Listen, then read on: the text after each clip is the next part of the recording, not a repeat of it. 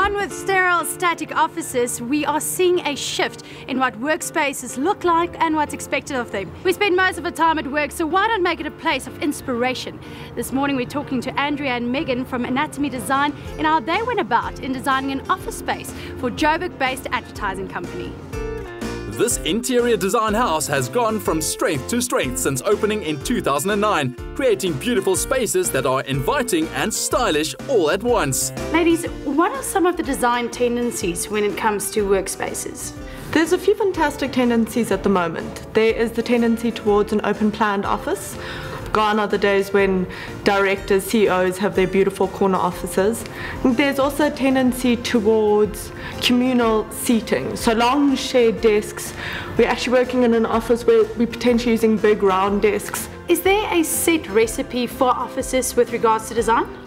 I'm sure there is to some degree. We are lucky enough to work on more boutique spaces that there is no brief. Every space depends on what the client wants and also depend on what the layout of the space is. What role does colour play in the design?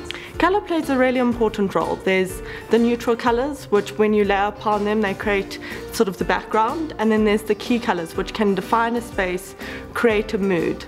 The warmer colours, which are more intimate and more inviting, and the cooler colours, which are calming and relaxing.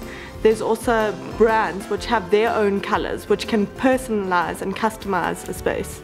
Work zones are high traffic areas, so wall finishes need to be durable as well as stylish. Dulux luxurious silk is the perfect solution, while key pieces of furniture form interesting focal points.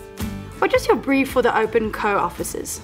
Our brief for the open co-offices, as with most briefs, did move from start to finish. We started off with quite a simple brief. They basically were looking for something that they didn't want for their clients to walk into their space and feel like it was an expected ad agency. So we took a very thorough approach, and the first starting point was we wanted to create a sense of being educated and also of being smart. We wanted to use very much a vintage aesthetic, but in a thoroughly contemporary way. Now, how do you execute such an unusual brief? We managed to achieve this wonderful, unexpected experience as you walk in from the front door, where we put in these amazing old doors, and you're on the top floor of this building in Sandton, but it's not an expected corporate office. It's very much a warm, intimate, and unusual space. There's a lot of mixtures of South African design as well as a lot of sourced products. Do you have any tips for businesses who are planning on new workspaces? You do need to factor in the various elements of staff interaction. So people need lunch spaces, they need interactive spaces, they need meeting spaces. So open plan is wonderful and it is very, very interactive, but do take into consideration neatness. How do you keep it tidy? How do you control noise and sound and temperature? An office is where you spend all day, so make sure you invest in good furniture. The chairs that the guys are sitting on, make sure they're comfortable, that they last. The desks, they're the correct height. I think the fabric, make sure it's good quality and it's just not going to wear and tear over time. Make sure you invest in the basics of the space.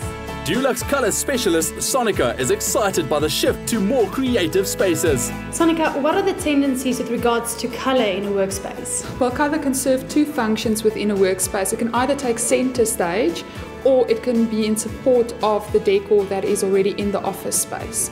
The first one, with regards to having colour take centre stage, I would advise to have the office space being very minimal, very clean lines, very modular. In this instance, here the decor elements take centre stage, so the walls are more in support of that decor and it's used as a canvas to display the decor.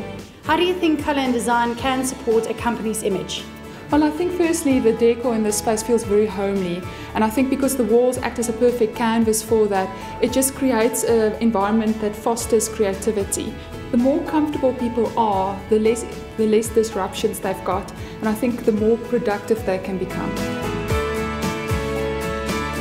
With an accounting firm or an advertising agency, there is no excuse to not have an inspiring working space, even if it means upstyling your desk with something as simple as a colourful pencil.